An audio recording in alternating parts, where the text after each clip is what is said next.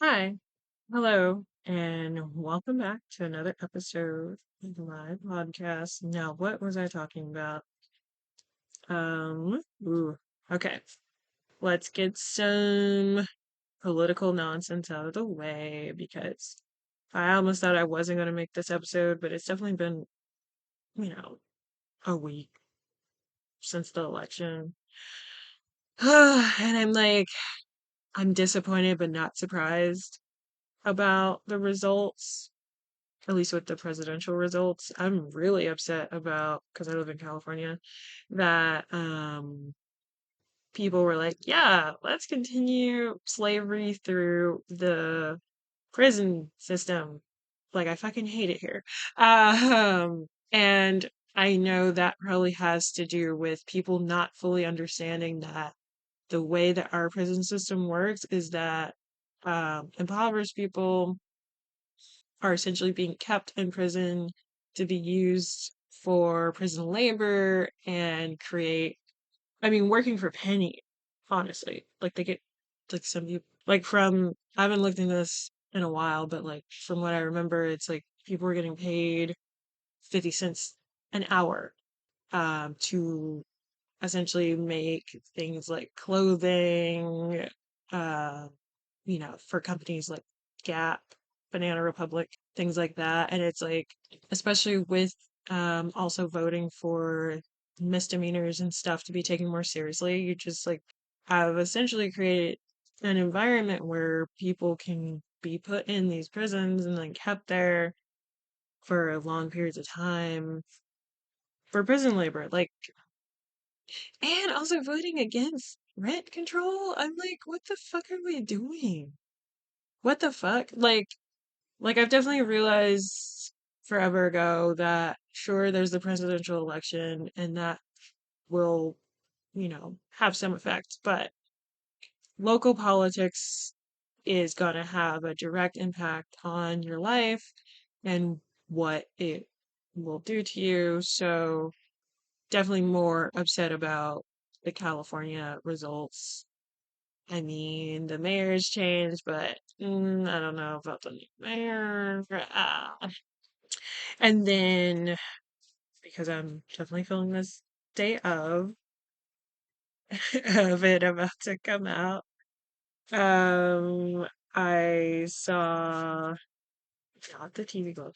Um, I saw that in New Zealand, the Maori people, I believe that's how you pronounce that, the indigenous people of New Zealand performed the haka in Parliament against a bill that would have essentially taken away their rights.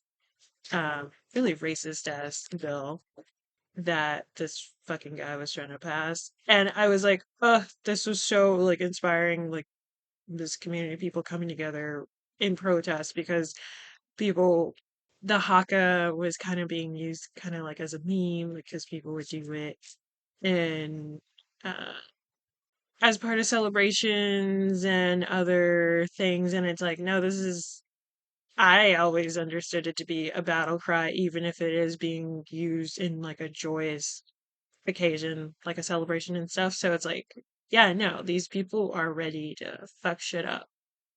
like like they were saying in the parliament meeting, because I saw more video of like more of the context. It's like no, like this agreement, like we consented to this agreement and we're allowing you to be here to try to change anything about this. We do not consent to.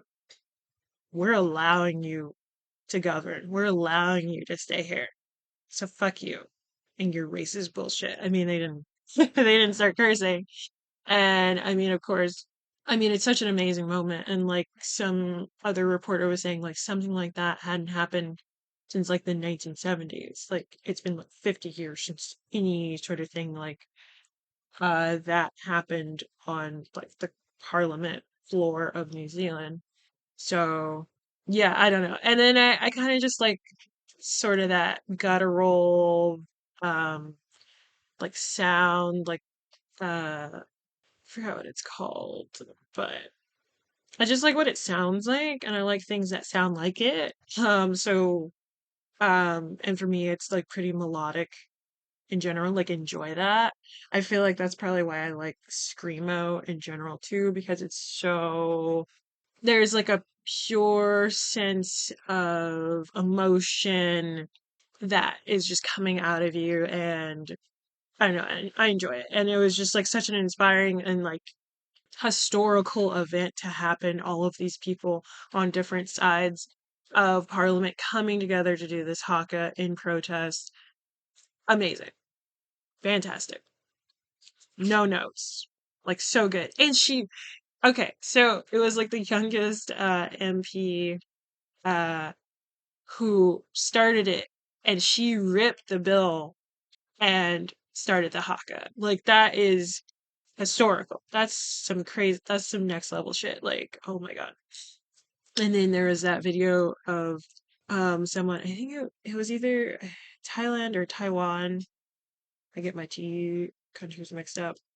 Like somebody running out of their thing.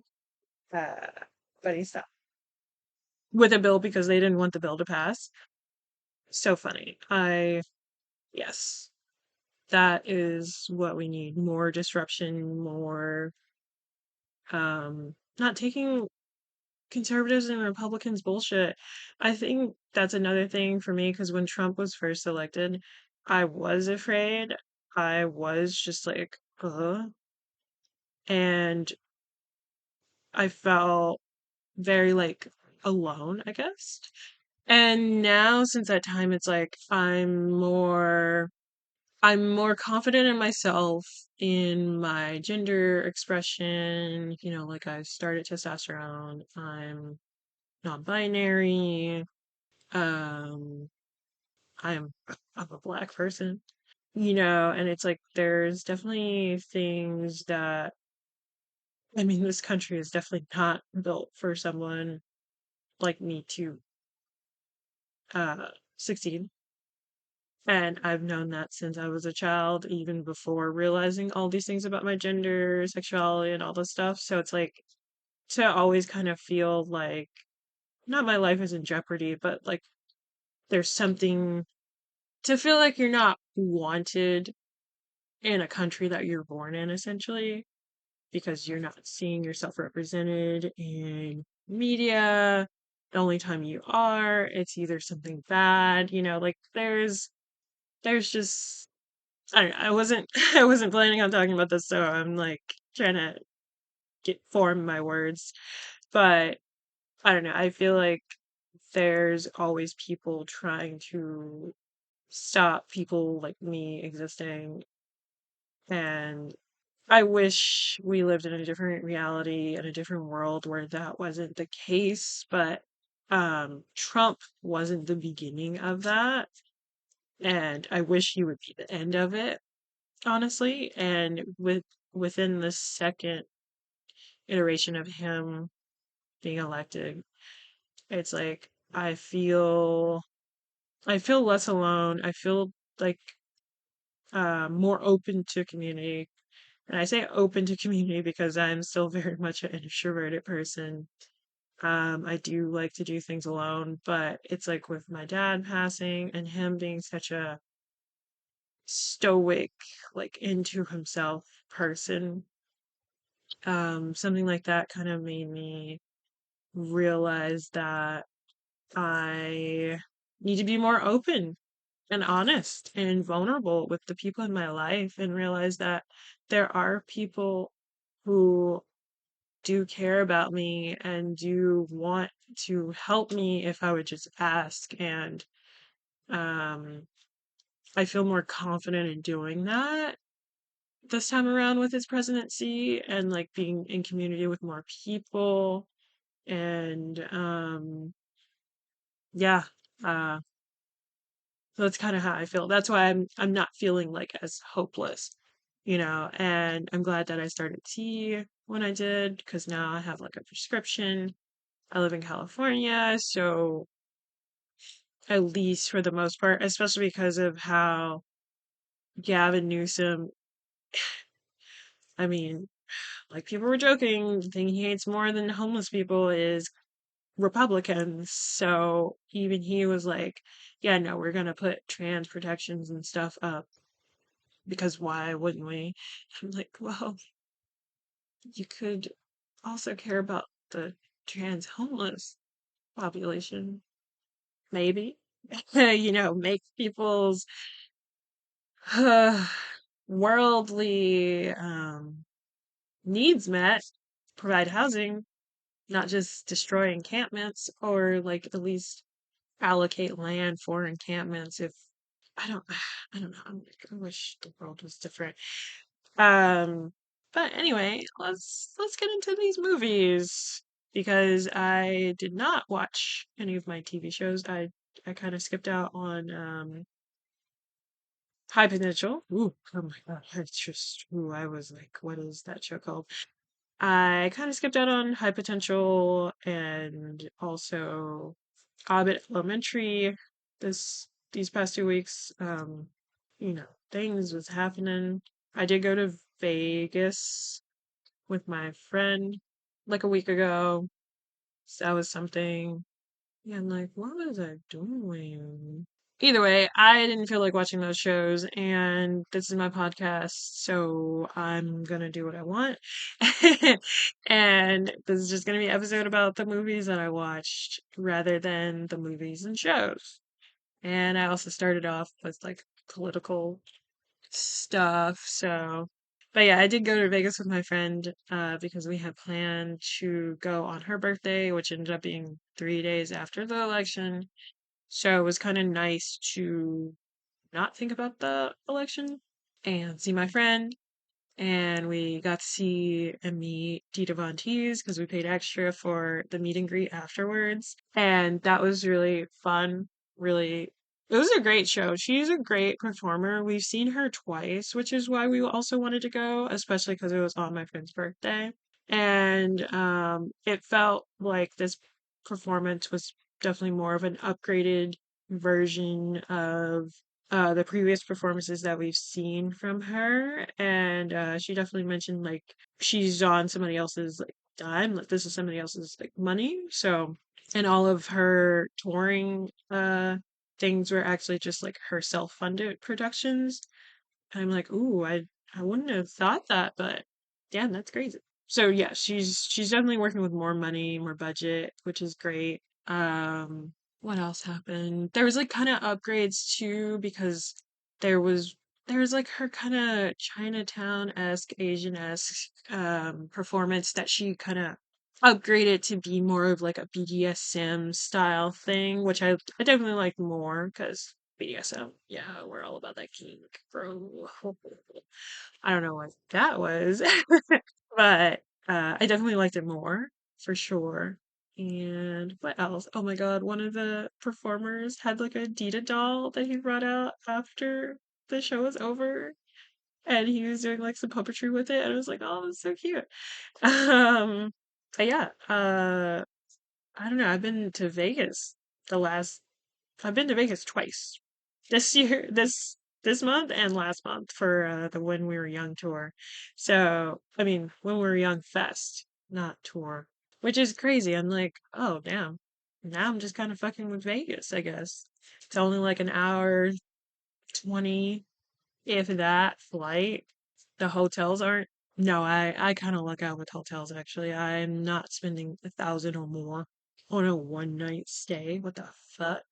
Um, anyway, so that's kind of a life update a little bit. I mean, I do a lot more stuff, like I work close to full time and I'm also taking classes at like city college. I just finished this herbalism course I was taking since February. We got a lot going on.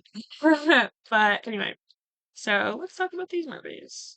So the first one I'm going to talk about is Ganja and Hess. It is a 1973 American black horror film written and directed by Bill Gunn, and it's about a anthropologist, Dr. Hess Green, who becomes a vampire after his unstable assistant stabs him with an ancient cursed dagger. Later on in the movie, the assistant's widow shows up because she's like, well, okay. She doesn't realize he's dead, the assistant. Um, but she's widowed. She shows up and then he actually kind of falls in love with her and they're having a thing. And yeah, I don't even know what I was about to say. It's good. It's a good movie. I actually love this so much. There's a level of like surrealism um that I really enjoy. Like this film looks like films that I would want to make. I love the cinematography, the lighting, the way color was used, and the vampires in this are a little bit different. I mean, I say vampires, but it's really one, and then he turns Hess. No, he is Hess. He turns Ganja later with the dagger, and so the vampires in this, rather than dealing with the same old of can't go outside, honestly. Oh, and the things with crosses, the things with garlic, that stuff, which a lot of that comes, at least with garlic, that in general was used to ward off evil spirits, so it makes sense why garlic would be seen as a thing that could stop a vampire.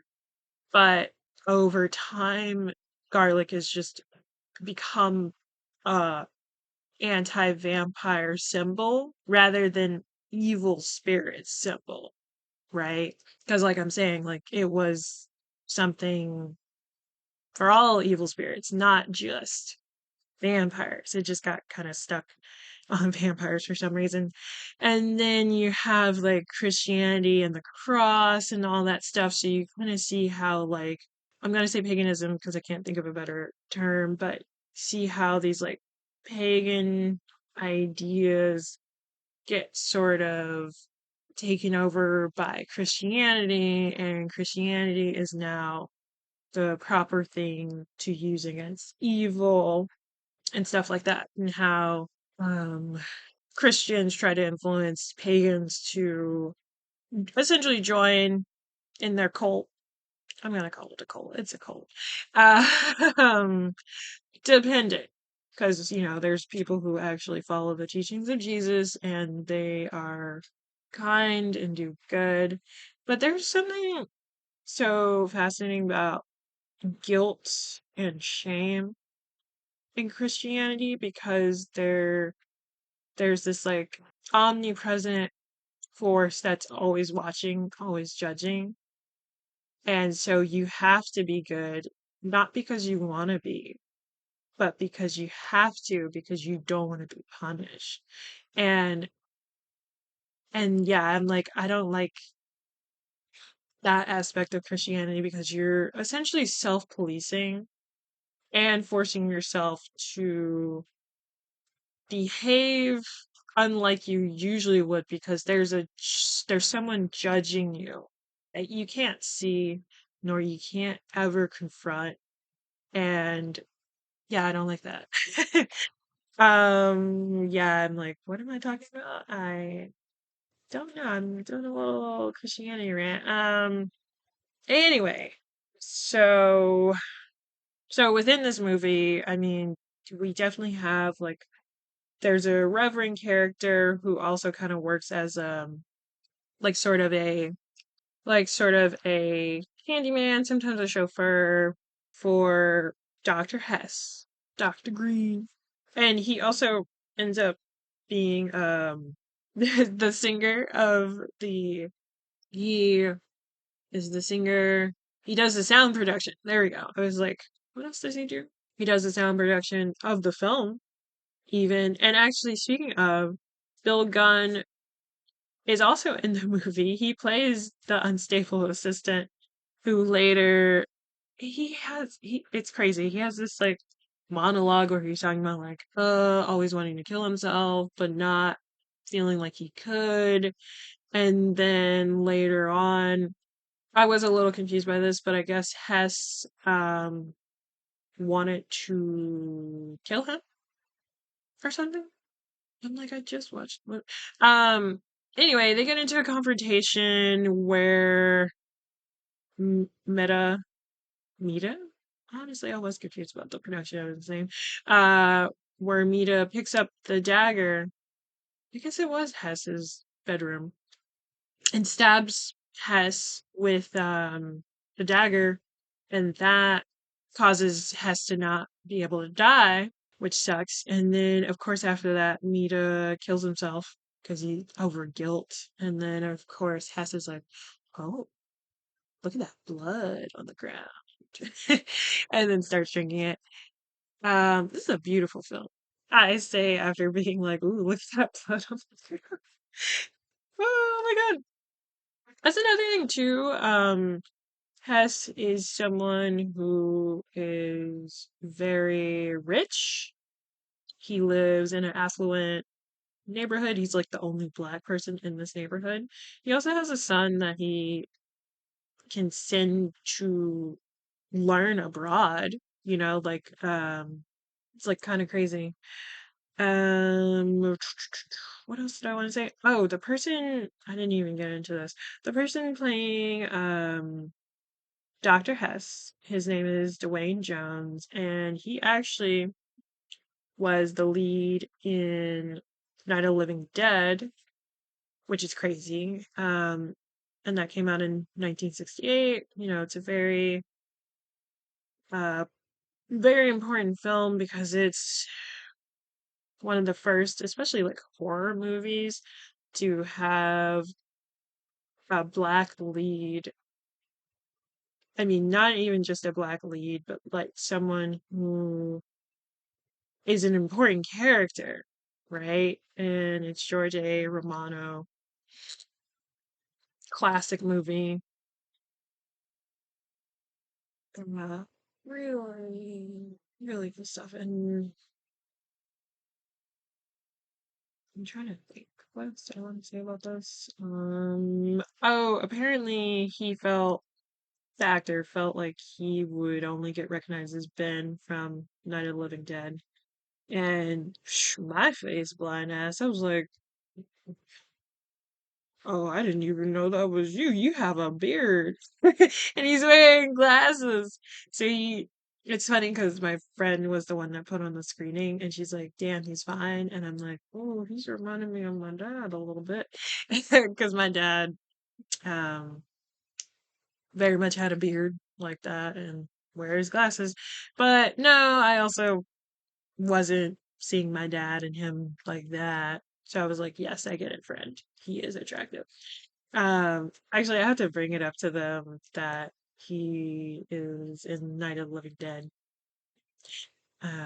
which I'm not sure if they know. And then Ganja is played by Marlene Clark, who did a bunch of movies after this as well. I'm like, oh my god, she's so gorgeous. Okay, yeah, now I'm like reading about her life or whatever. But at least for the creator of the movie, he seemed to like to do like screenplays and things like that. Like he was able to write like 29 plays and publish like two books in his lifetime. He actually died like in his 50s, and I think um Dwayne Jones also died in his 50s. Yeah, he died in 51. And Bill Gunn died in, at 54, which is crazy. I'm like, damn, he's able to accomplish so much. And he was also like friends with Eartha Kitt, Marlon Brando, Nina Simone, like crazy stuff. Trying to think. What else about this movie? So I guess it was kind of poetic in a way too, because there were things that were happening that were kind of like dream sequences, in a way, because especially when Hess first gets turned, when he gets stabbed and becomes a vampire, he's seeing this like um, woman who's kind of like a deity, um, come to him in like a vision in a field. And every time he's overtaken by the hunger to feast on blood, there is this sort of like tribal sound that goes on. And when he turns ganja, she also gets this hunger too, and we get the same like sort of sound, everything like that. But for some reason, Hess just really didn't. He no longer. Well, okay. He didn't ask to be a vampire. He was curious about vampirism, about this curse and everything like that. That's why he had the dagger and everything like that. He didn't want this. So for this to be the fate he found himself in, he became obsessed with not being what he was, what he had come to become. So he sought out trying to figure it out, how to break the curse and everything. So it was a mix of like him um falling in love and allowing himself to surrender to that feeling, and then also um and once he realized his feelings, he would have to essentially not come to God, but within the shadow of a cross, he would find salvation. Um, which was interesting. So that was a crazy scene too. I'm like, oh, this is such a good movie. I am actually really curious about how Spike Lee's iteration of it in The Sweet Blood of Jesus that came out in 2014, how that is in comparison.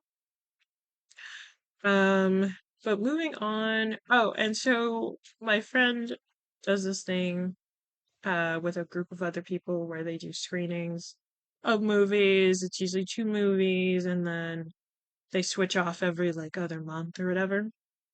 So they played this movie, and then the other movie they played was Dancehall Queen from 1977.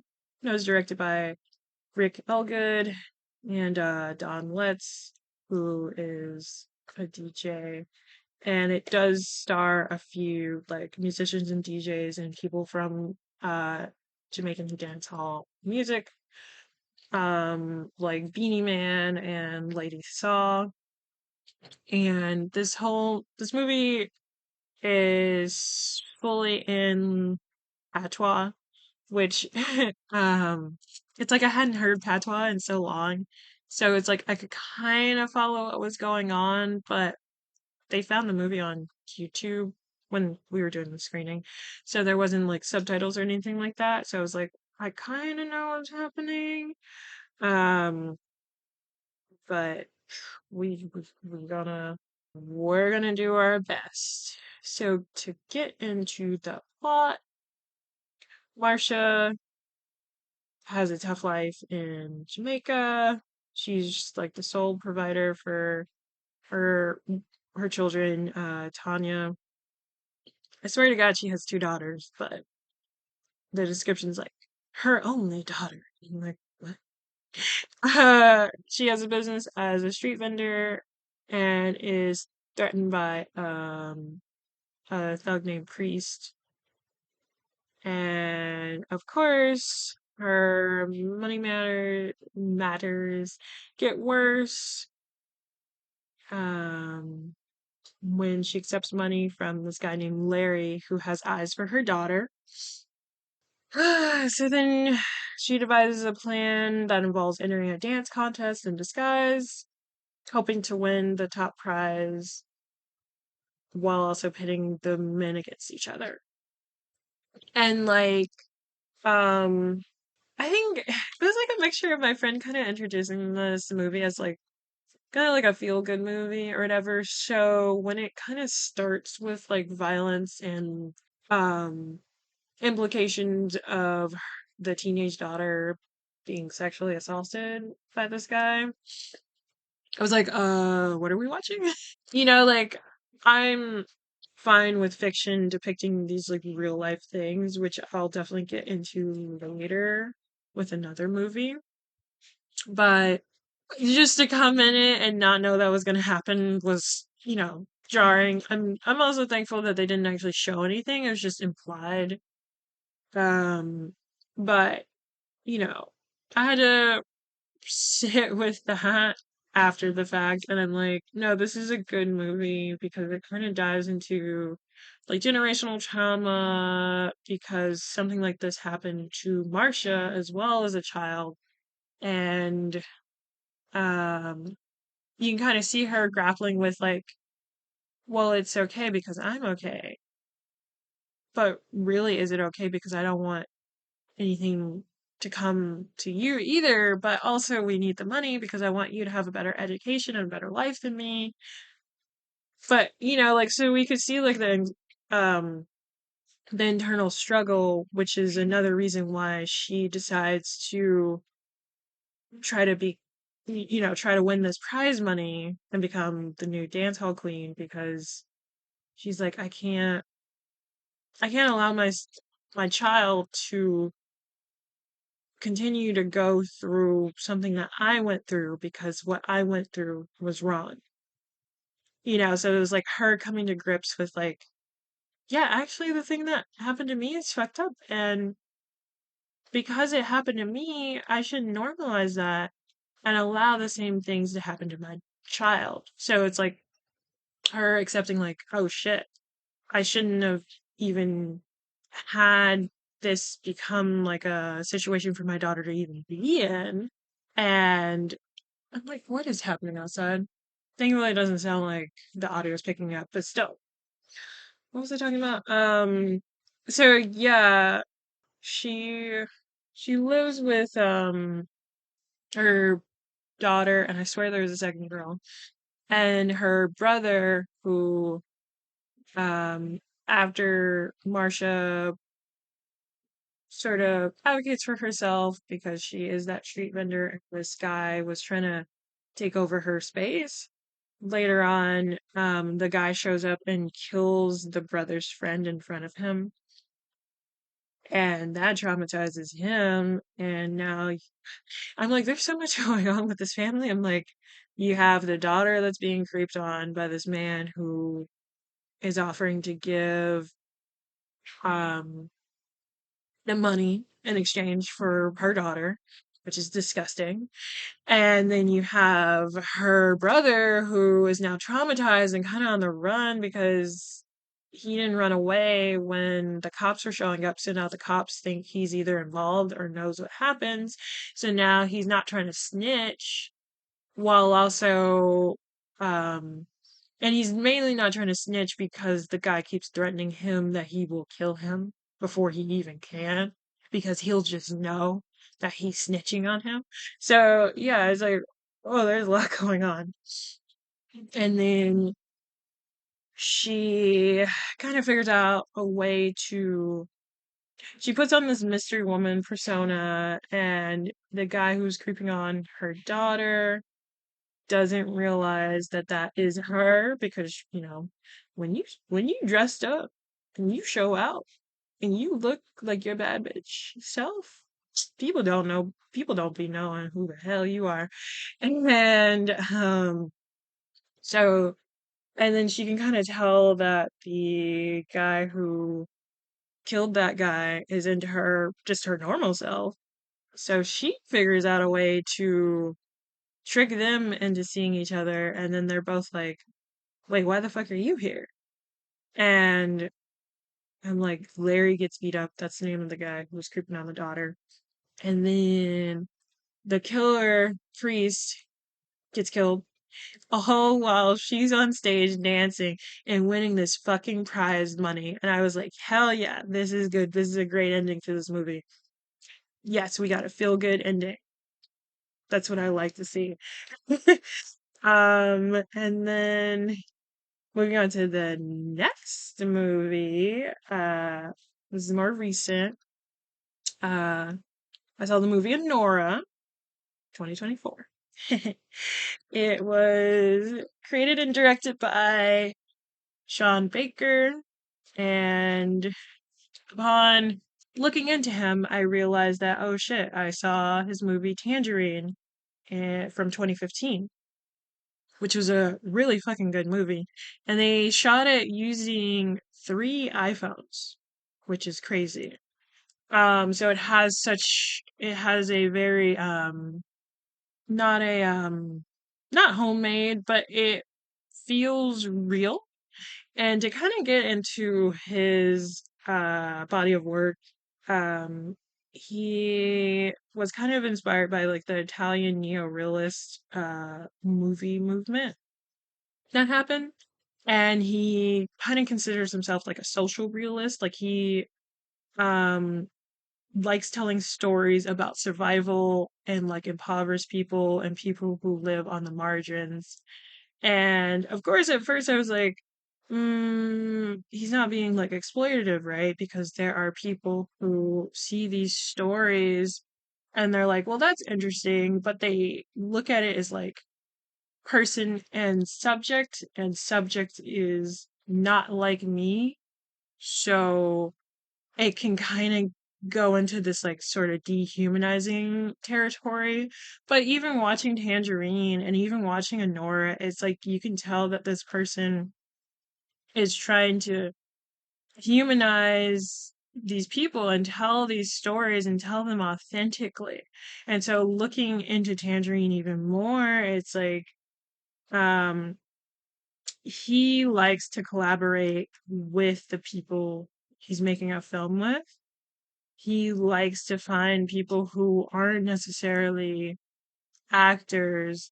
And he I feel like for him the environment and the like city and location is as big a part of the movie as the people who are the characters in his film. And even though that kind of comes from him not having the budget to shoot in like these big Hollywood studios, I've like for me, I feel like the location is very much a character. And to get people who are like native to that location, like they live there, they work there, it seems very pivotal to the movie itself. And it also adds that level of authenticity. So for him, like I think for him, he probably just had an idea of a story and he's writing out the script. But like he says, he's not married to the script. He is willing to change whatever to make it sound more authentic. So he ran into Maya Taylor, who was like maybe a block away from the main location donut time.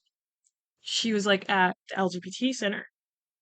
And through Maya Taylor, he met Kiki Rodriguez, who ends up being the main character, Cindy, in Tangerine. And even just talking to Cindy, um, she had the idea of Tangerine being like about a woman scorned. And oh yeah, to kind of get into Tangerine, it follows like Cindy getting out of her 28-day stay in prison, and she finds out that her boyfriend slash pimp is cheating on her with a cisgender woman, and um, it feels like sort of a day in a life, a night in a life.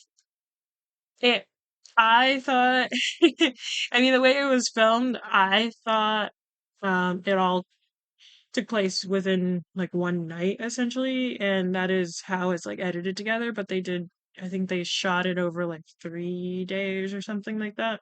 And um yeah, so it's like he has input from all the actors in his movies, and he also allows them to do improv. So again, that these moments and situations can be more authentic and more real to the story he's trying to tell.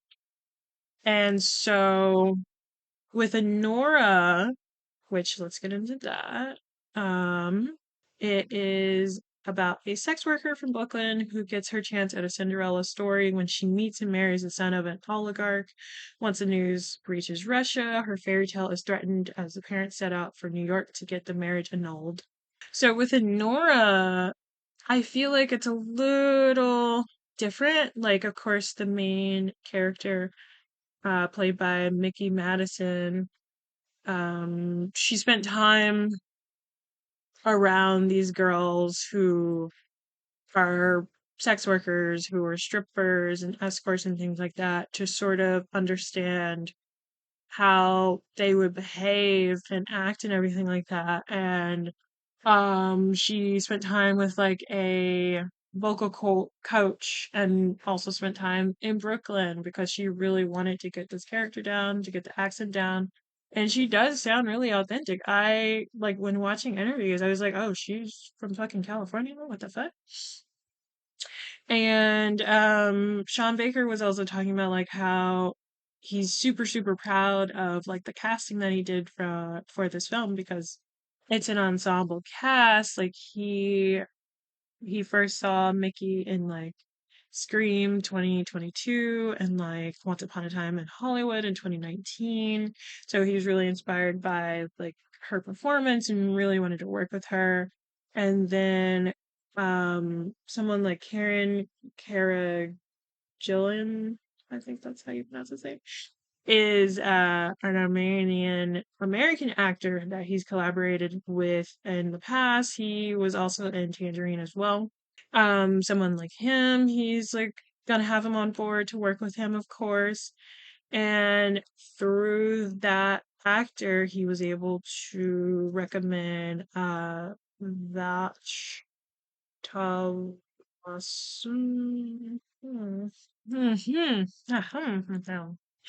um, who plays Garnet, who's also um, like sort of henchman type of situation. And Igor, he saw in like a different movie. Like, I don't know, he's proud of this cast, and I think they all did a good job. And when I saw it at the Alamo, Sean Baker introduces it, and he also talks about how Mickey does all of her own stunts in this. And I was like, oh, whoa, stunts. I will say that I was tricked by the way people described this movie and the trailer for this movie because I thought we were getting a feel good movie, and even just reading the description, I was like, oh, Cinderella story, da da da da. And then the threatened. I'm like, don't say threatened.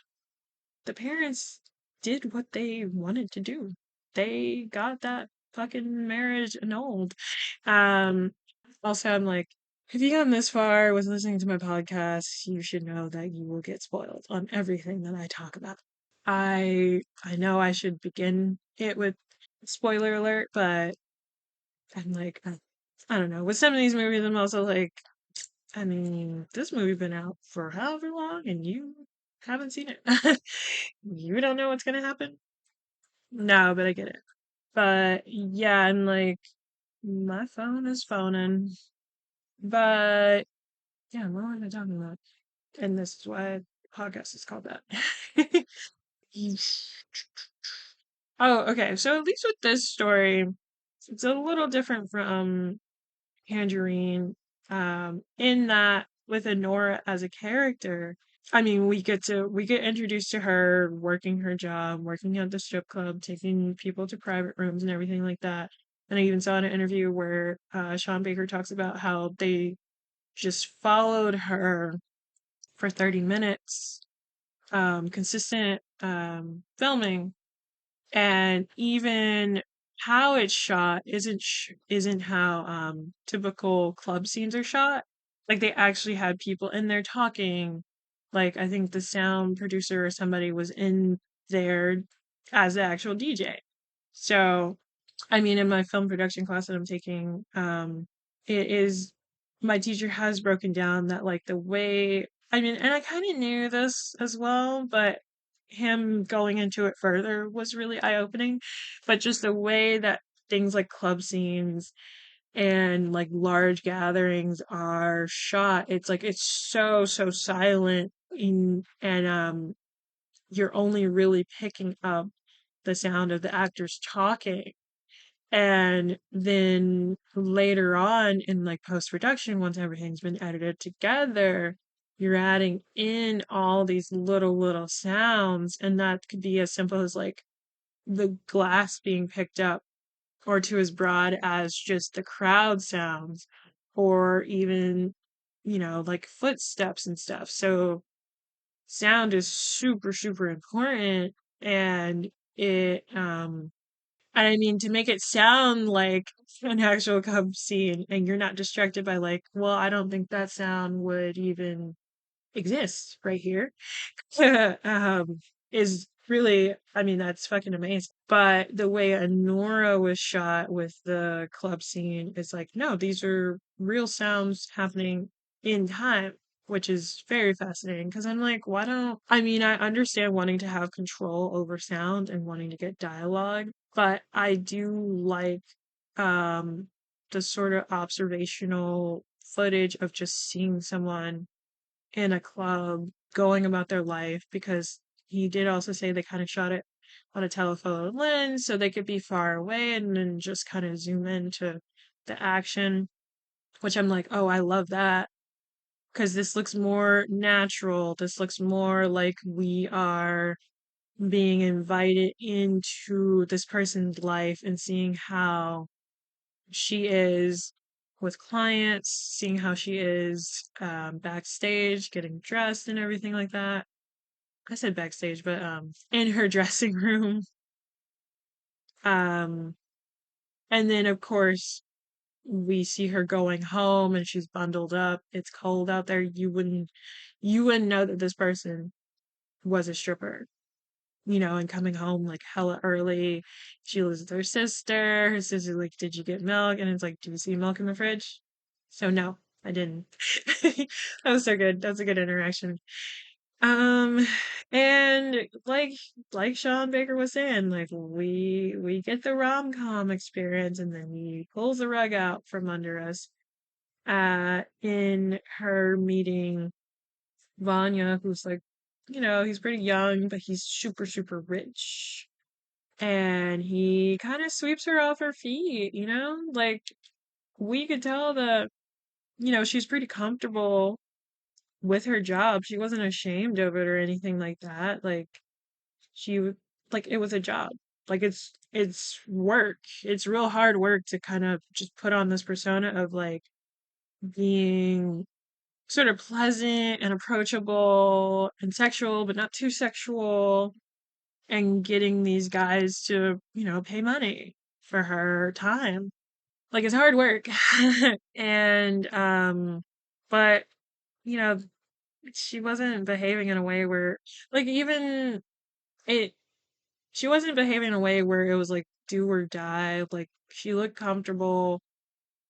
Her home life seemed fine. It didn't seem like she was like struggling in any sense. I don't even think she really was like I think I'm thinking about like how some people paint sex workers as like, and especially like strippers, as like struggling, and like they're doing this because they want to get from this point to a different point, and this is just like the fastest way for them to do it. I was gonna say easy, but it's like, no, that's not easy. You're doing a plot.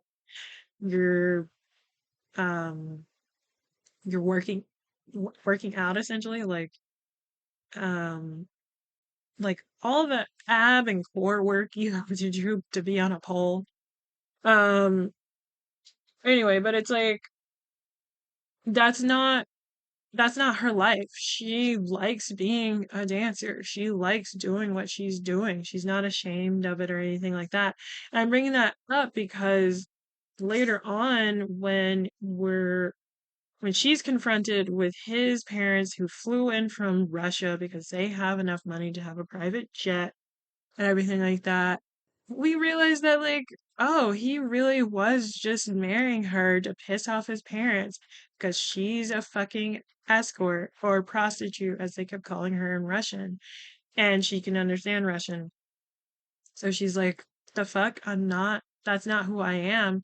And it felt like this experience was so dehumanizing for her because, like, in the beginning, she's very much she's very much confident. She knows who she is. She's living her life. And this guy is paying her 10K to be his girlfriend for a week. 13K, buys her this 5 carat ring and, to marry her and everything like that. And yeah, I'm like, that's so much more money in the span of 3 weeks than she could have made in a night. So, and I think she genuinely liked him. But when confronted with these people who are like supposed to be taking care of him, who are also now these bodyguards, and then his actual parents, it's like none of these people are actually listening to her and what she wants. And they're sort of babying him, the guys she ends up marrying. And they take his behavior to be childish, to be rebellious, to be just like, oh, you're doing this because you don't like your parents, so you want to upset them, and this is what you think would upset them, marrying a prostitute, as he also puts it. And she's really like, are you serious? Like, this is who you think I am?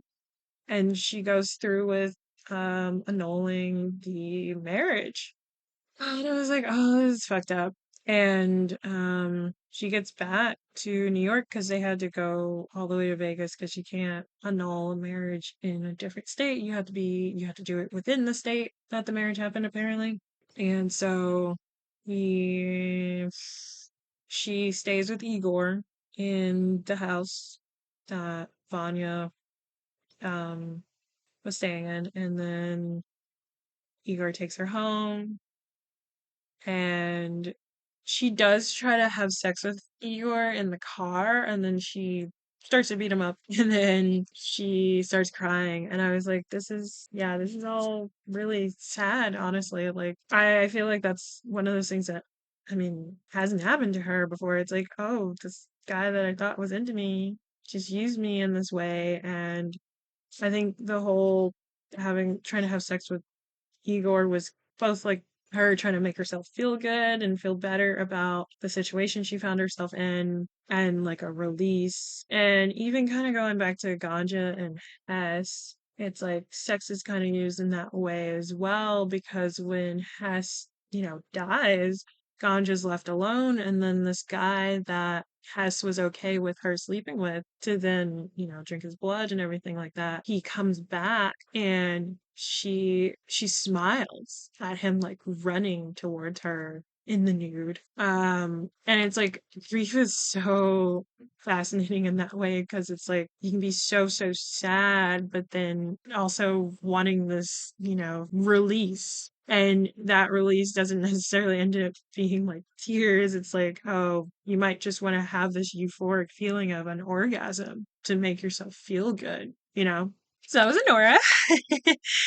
And we're gonna end it off with another vampire thing. So I did actually watch a show. I finally watched the first episode of Interview with the Vampire. I'm so behind on this, which is sad, but that's okay. It's fine. I'm like, what am I saying? What are words? To get into at least what the show is. I mean, can't believe you haven't heard of it before. But Interview with a Vampire is a show based on the first book from The Vampire Chronicles by Anne Rice. And it is, oh wow. Actually, let me at least go over what the first episode is about, because I think the whole premise of the show kind of gives away what will later happen. So, at least about the first episode, because I've only seen the first episode. And it was funny because I watched most of it on the plane ride to Vegas, and then I watched the rest of it at home because I was like, oh, I think they're about to start fucking. And that's awkward to watch next to two people. I mean, I did watch Sanctuary on a different flight, but that was at nighttime. Was it? Either way, the people next to me were asleep. And you didn't really see anything. But yeah, things were happening.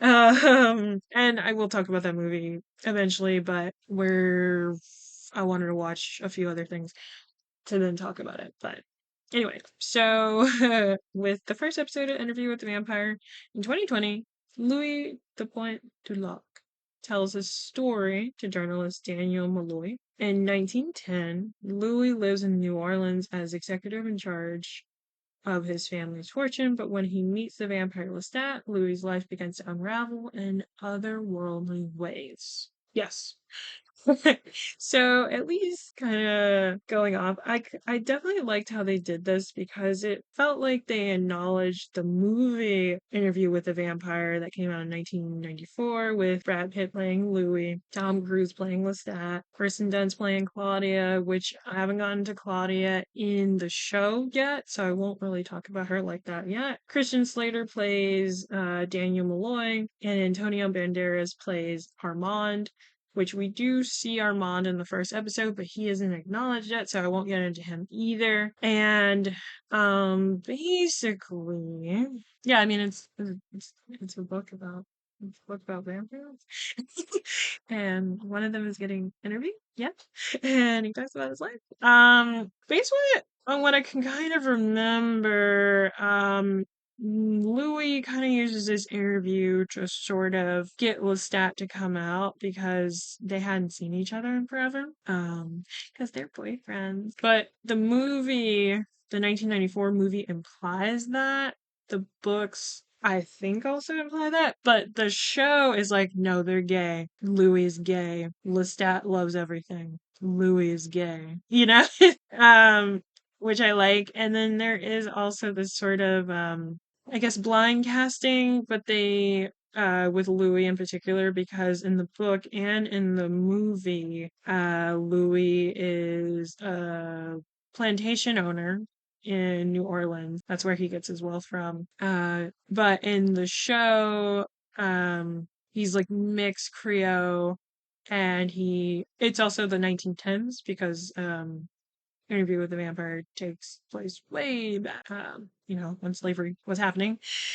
And yeah, so it happens in the 1910s. Louis is now more of a pimp and he runs a brothel. And this is how the family continues to get its wealth, and he's also kind of taken more seriously. But the thing about blind casting for me is like, sure, you can do that, but it gets tricky if you're not, especially if it's a time period piece and it's like, do you want to focus on race or do you want to ignore it completely? And then it's like, if you do ignore it completely, why aren't other characters who are that race being treated the same, right? So there is an acknowledgement of racial things happening during this time period in the show, and I do like how that's executed. And I'm very interested in what's going to happen with Louis, who's a black man in New Orleans, who's now a vampire. It's very interesting. And because I was kind of reading the book recently and I paused because it was feeling like the movie is pretty spot on with what happens in that book. And so I was reading it and I was like, oh, I remember this from the movie. I remember this from the movie. So I had to pause. I might just skip to the second book, which is The Vampire Lestat, which I'm excited because the third season of the show will be about the Vampire Lestat, and we're gonna get singing Lestat, which I love because I love Queen of the Damned, which is a DVD I need to get again because my ex stole it from me. Um, and I love that movie. I know it didn't do as well, and I know it's not as accurate to the story as the 94 movie is. And it's kind of considered like a standalone sequel. But I'm like, Aaliyah's playing Akasha, Queen of the Vampires. Jonathan Davis from Korn is doing all of the music, and I love his fucking voice. I'm like, what more can you do? But we've seen a clip of Sam Reed doing the Lestat singing, and I'm like, okay, they're going different direction, which I love. Sam Reed is an amazing singer. So I'm very excited, which is another reason why I'm like, I have to catch up with the show because I want to be there when we're getting singing fucking Lestat. I want to be there. And yeah, I'm like, there's, I feel like there's more to say, but I'm glad to finally start the series. I think I'm gonna end it there because I do have to do other things. But yeah, start it with vampire movie, end it with vampire show, and I'm gonna see y'all again in 2 weeks. Oh, before I leave. I did create a website. I need to create a blog so that I can post like the episode schedule. So now you can go to NWWITA pod.com for the archive of this podcast, blog posts, which will be coming up soon. I might join Letterbox. So if you were wondering what I was watching recently and maybe might talk about soon, you can look on my Letterbox. Whenever I create that, I will definitely talk about it and probably make a blog post. And yeah, I'll see you all next time. Bye.